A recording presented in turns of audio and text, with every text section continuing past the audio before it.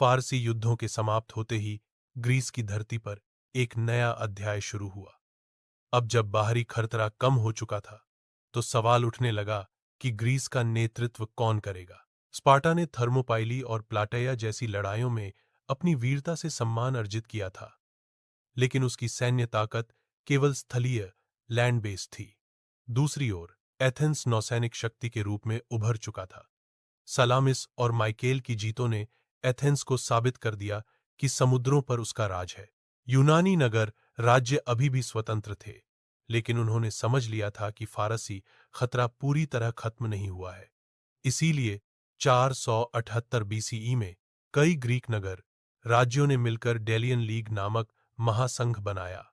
इसका उद्देश्य था फारसियों को हमेशा के लिए पीछे धकेलना और आयोनिया के नगर राज्यों की आजादी की रक्षा करना।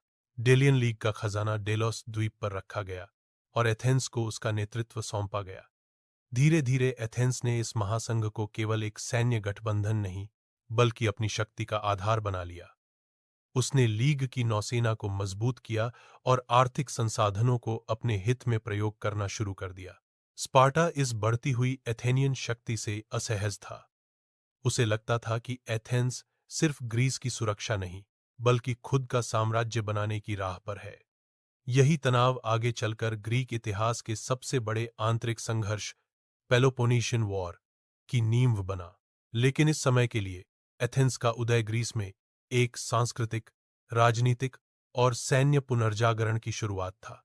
इसी काल में लोकतंत्र मजबूत हुआ, कला और दर्शन फले फूले और एथेंस को पश्चिमी सभ्यता का जनक कहा जाने लगा।